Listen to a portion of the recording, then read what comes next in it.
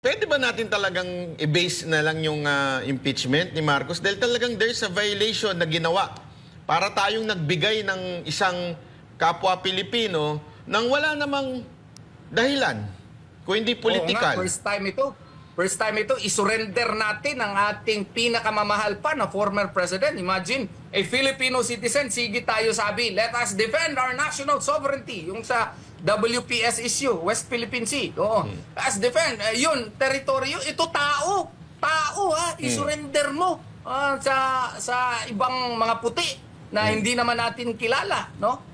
This is grave and magkape tayo niyan, Boss Dada. Masarap na kape siguro yan. Kasi, baka impeach na natin, pa-impeach na natin, no? Mag-aantay po kami sa inyo. Attorney, sa mga lawyers naman, online, nagbibigay ng kanilang opinion. Palpak naman yung mga opinion na binibigay nila. Pwede ba nating ipadisbar na itong mga to? Wala namang mga utak eh. Pwede ba yun? Freedom of expression din yan. Boss. Mainit na ulo ni Boss Dada. Hindi, sabihan mo lang, dapat siguro mag-usap kayo kay Dean Torion. Di ba, may nagsasabi, according to Republic Act 9581, Section 17, the Republic of the Philippines may surrender. Ganon. Pero ang bilang i-answer yun, Boss Dada, sir, pwede mo basahin buong Section 17? Nakalaan doon sa ending part kasi, Boss Dada, pursuant to our existing extradition and treaties. Ano yung extradition and treaties? PD 1069 po yun. So pwede mo siya isurrender but pursuant to extradition treaties. Ang ating kasing PD 1069 po, Boss Dada, yung extradition request, ipadaan mo sa DFA. Yung DFA, ipasa sa DOJ together with the attachments of the request for extradition. Tapos, yung DOJ, magpili ng abogado nila, mag-file ng petition sa RTC. So, dapat korte pa rin kung i-follow mo yung Section 17. Pero, sasabihin nila, but we do not apply extradition because ICC is not a state. An extradition is only entered into between and among states. Correct. Okay, so what will we follow? Surrender pala yun, surrender. So what will be the operative law? Article 89. Ipabasa mo na naman sa kanila yung Article 89. I-review mo nga. Doon sa Article 89 po ng Rome Statute, if you have to surrender an accused, the surrender must follow the national law of the accused. Kaya wala talagang lusot dyan, Boss Dada. Sabihin mo lang, mag-usap na kayo ni Atty. Torion kung sino bang DOJ, tama. sabi ng DOJ, sila daw yung competent, Judicial Authority. Maawa tayo doon sa kanilang kasi nag-calibrate yun nung hindi na ako nakapigil. If you will notice, Boss Dada, hindi ako nagpapa-interview for a long time kasi alam ko kung magpapa-interview tayo, makikinig yung kabila, mag-calibrate. Yung dean nga na kaibigan ko, nagpalabas ng kanyang statement sa Facebook and I was compelled also to answer kaya baka ma-mislead yung mga tao. Nasite ko yung definition ng custodial state under Article 59. After 1 hour, ang stand ng DOJ, competent judicial authority na daw sila. Kailan pa naging competent, naging huwis ang mga piskal? Di ba? Piskal sila, hindi sila huwis. No? Doon nga sa kanilang department circular, they have always stated that their finding of probable cause is an executive function. No? And besides, Article 59, even if you will read the commentaries thereof, contemplates a judicial authority which is a court, not a prosecutor. Kaya lang, attorney, ito, yung lahat ng mga batas na sinasabi nyo, meron talagang violation of the law, di ba? So, yes.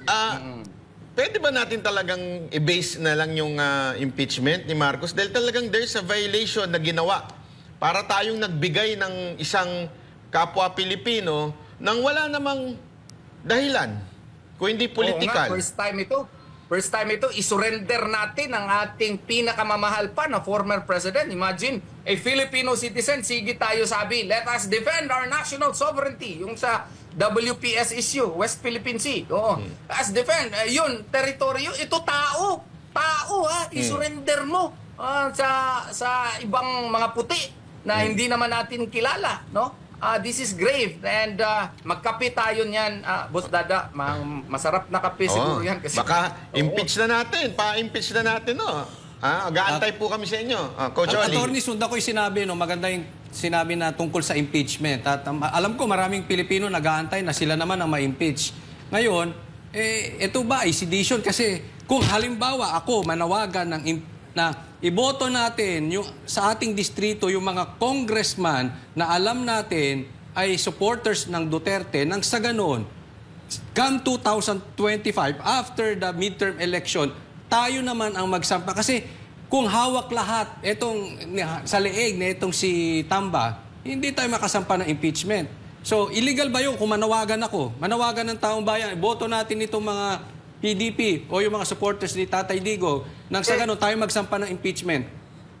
Right yan. Right mo yan. Freedom of expression po ninyo yan. So, kaya nga kung manawagan tayo, dapat iboto sila Pastor Apollo Sikibuloy para sa Senado para pag may impeachment trial, ituloy talaga nila yung impeachment trial ni VP Sara Duterte. At least straight yung ating yung 10, di ba? Na 10 na tayo ngayon. Sila Attorney Raul Lambino, si Attorney Jimmy Bundok, no? Iboto natin sila lahat. Sila Attorney Vic Rodriguez, Congressman Marcoleta, no? At saka si Pastor Apollo Sikibuloy. At saka yung mga kongresista mismo na mga pro-Duterte, no? Walang kamalian yan. Right mo yan as a citizen, and you have the right to assert that, and you have the right to hark upon other people to vote for them. Maraming salamat po, Attorney Torion. Siguro po hingi na lang kami sa inyo ng last message para sa mga alalang-alala ng mga kababayan natin. Meron po ba tayong liwanag na makikita mula sa mga nangyayaring ito?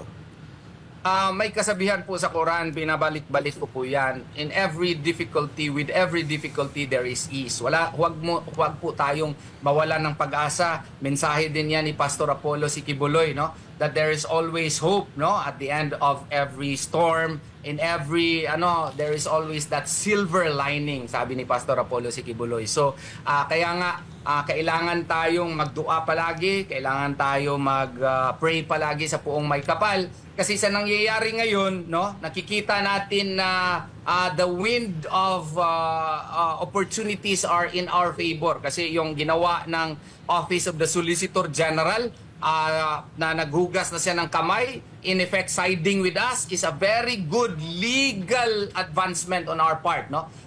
It favors our legal stand. So that augurs well for the future of the cases that we filed. So kailangan tayo dasal, tatag lang. Sabi ni Pastor Apollo Kibuloy, kailangan tayo magtatag lang at kailangan tayo manalig sa Puong May Kapal, kasi kung siya ang mag-move, no, walang makapigil niyan. Maraming salamat po. Salamat po, Thank Attorney Torion, sa iyong napakahusay na mga kasagutan sa katanungang na umiikot ngayon sa ating social media.